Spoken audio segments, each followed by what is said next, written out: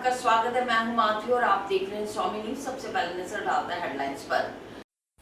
दिनांक 28 मार्च को मदनगंज किशनगढ़ में एक होटल लजीज पे शाम के टाइम कुछ लोगों ने तोड़फोड़ करी थी, मारपीट की घटना हुई थी, जिसके संबंध में प्रकरण दर्ज हुआ था।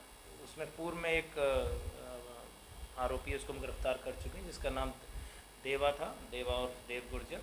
इसी में आज 3 अन्य आरोपी महेंद्र गुर्जर, राजवीर गुर्जर और सोमवीर और संजय गुर्जर को आज गिरफ्तार किया है। प्रकरण में जो और अन्य आरोपी हैं उनकी भी तलाश जारी है। क्या मंशा थी सर इनकी?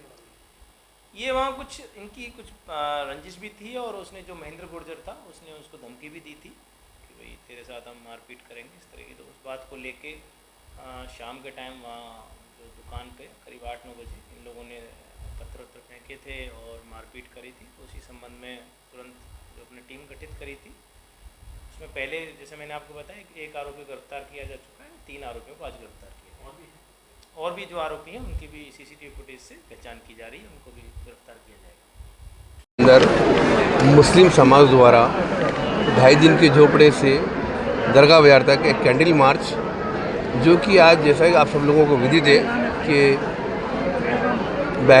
पहलगांव के अंदर जिस प्रकार से आतंकी हमला हुआ और उसके अंदर बेगुनाह लोग मारे गए, वो इतने अमानवीय व्यवहार है, इतनी क्रूरता है उसके अंदर कि जिसकी अजमेर मुस्लिम समाज बहुत ही कड़े शब्दों में निंदा करता है। अजमेर एक सांप्रदायिक सौहार्द की नगरी है। ख्वाजा मोइनुद्दीन चिश्ती रहमतुल्लाह की बारगाह के बाहर दरगाह बाजार के अंदर आज हम इस घटना की इतनी पुरजोर निंदा करते हैं कि ऐसी पुनरावृत्ति कभी ना हो। केंद्र सरकार से हमारी पूरी तहे दिल से गुजारिश है कि वे ऐसे दोषियों पर सख्त से सख्त, कड़ी से कड़ी सज़ा सुनाएं और जो दोबारा पुनरावृत्ति नहीं हो और इसको सभी लोगों को न्याय मिले। ऐसे इतनी दुखद घड़ी है कि जिसकी हम कल्पना नहीं कर सकते। ऐसी पुनरावृत्ति नहीं हो, सरकार ऐसे कड़े प्रयास करे। वहाँ पर ऐसा बताया जा रहा है कि नाम लेकर मारा गया है लोगों को, नाम पूछ कर। देखो, जो भी कुछ इस प्रकार की घटनाएं हुई हैं, अगर इस तरह से नाम लेकर अगर किया जाता है या ऐसी कोई बात की जाती है तो वो भी निंदनीय घटना है। इसके लिए कोई ऐसी बात नहीं है कि कोई हमारा कोई पक्ष हो। यहाँ हिंदू मुस्लिम, हिंदुस्तान का एक विभिन्न धर्मों का ये गुलदस्ता है। यहाँ सभी लोगों के द्वारा ये हिंदुस्तान का खून जो है सभी इस मिट्टी में सभी का शामिल आज़ाद कराने में, तो यहाँ पे सब लोग बराबर हैं और हमारे लिए कोई हिंदू मुस्लिम अलग अलग नहीं है। आज उनका दुख जिस प्रकार से हमारे यहाँ पर हुए अजमेर के अंदर, आज पूरे लोग शोकाकुल है और आज कैंडल मार्च निकाल के इसका कड़ा विरोध किया है। आरिफ हुसैन, सदस्य मुस्लिम समाज। पहलगाम में जो आतंकी हमला हुआ है, कायरतापूर्ण, जिस तरह पर्यटकों पर जो गोलियां चलाई हैं, उसका न सिर्फ हिंदू समाज बल्कि हिंदुस्तान, पूरी दुनिया का मुस्लिम समाज इसका कंडेम करता है। और ये कायरताना जो घटना हुआ है, ये कोई भी धर्म इसकी इजाज़त नहीं देता है और ये किसी समाज पर नहीं बल्कि पूरी इंसानियत पर हमला है। और इसकी अजमेर का मुस्लिम समाज कड़े शब्दों में निंदा करता है और मांग करता है कि उनको जल्द से जल्द जो भी इसमें दोषी हैं उनको पकड़ करके और बिना किसी सुनवाई के उनको फांसी दी जाए, ताकि आने वाला कोई भी इस प्रकार की घटना नहीं कर सके। जिस तरह से ये कश्मीर के अंदर जो पर्यटक बढ़ रहे हैं और उससे जो बौखलाए हैं आतंकवादी, उनकी ये बौखलाहट है कि वहाँ पर इस प्रकार हमला किया गया और हमला करके वहाँ की जो जीडीपी है उसको नुकसान पहुँचाने की कोशिश की गई है।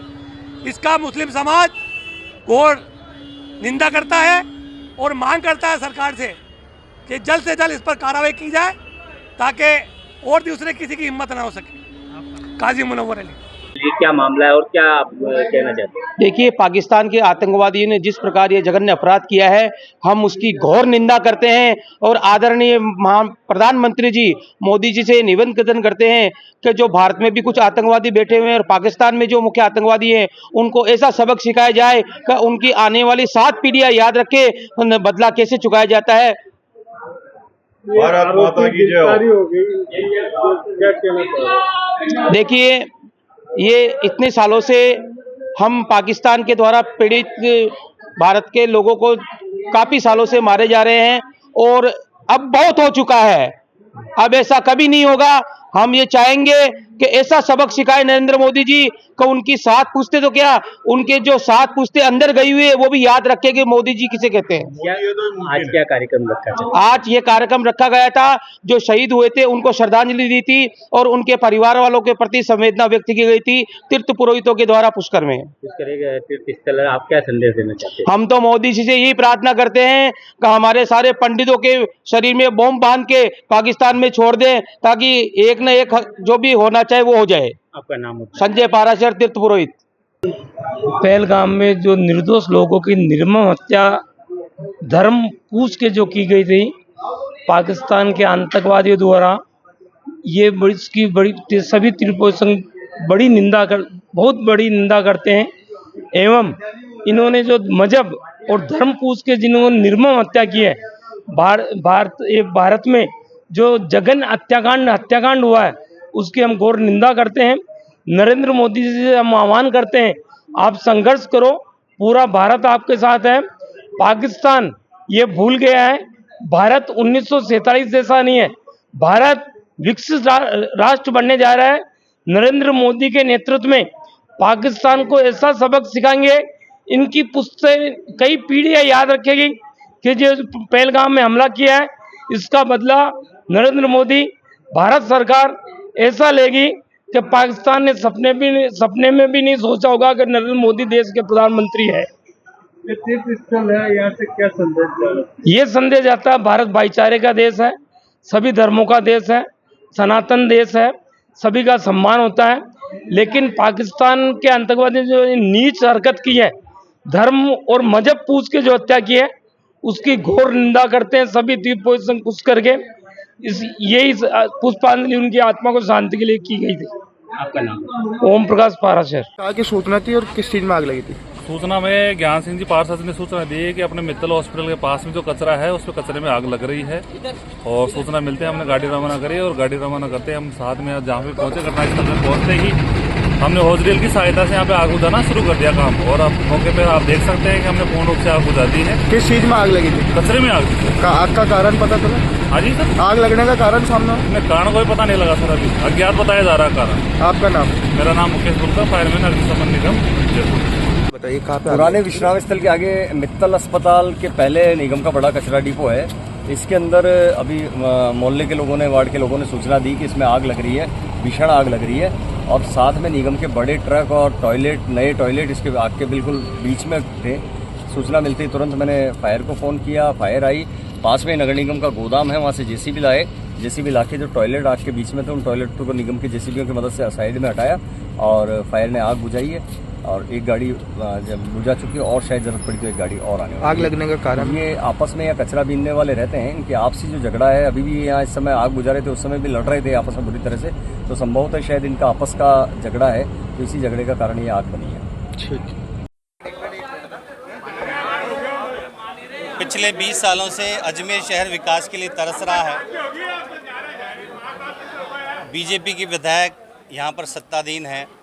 आज यूथ कांग्रेस के हमारे अध्यक्ष मोहित मल्होत्रा और इनकी एंटायर टीम जो पिछले 40 दिनों से संघर्ष में लगी है कि आखिर ऐसे कौन से घोटाले हैं कि 7 वंडर्स पहले तो बनता है, उसके बाद टूटता है, फूड कोर्ट बनता है, उसके ठेके भी होते हैं, कमाई करने वाले कमाई करके निकल जाते हैं, उसके बाद उसे तोड़ दिया जाता है। क्या इन्हीं सभी दंश को अजमेर शहर इसी तरह झेलता रहेगा? हमारी लड़ाई सिर्फ इसी बात पर है कि जो जिम्मेदार लोग हैं, क्योंकि पहले सभी विभागों से परमिशन ली जाती है, बनाने से पहले, निर्माण करने से पहले उसके ठेके होते हैं, पूरी लंबी प्रक्रिया होती है, तो इतने समय से इसके लिए क्यों नहीं बोला गया? अगर ये वैध था तो अब तोड़ा क्यों जा रहा है, और अगर अवैध था तो ये बनाया क्यों गया?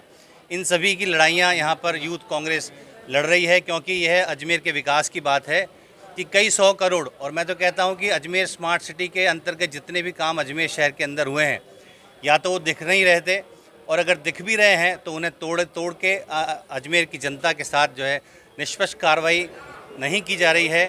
इससे बढ़िया तो ये पैसा अगर विभिन्न वार्डों के अंदर अजमेर शहर के विकास के लिए लगाया जाता तो मैं समझता हूँ कि अजमेर स्मार्ट सिटी वाकई में बन जाती। हमारी कलेक्टर साहब से यही मांग है कि इसके अंदर जितने भी लिप्त लोग हैं उनके खिलाफ़ कार्रवाई हो, और ये जानकारी ली जाए कि इसके पीछे कौन कौन लोग हैं जिनकी वजह से आज अजमेर को ये संकट देखना पड़ रहा है।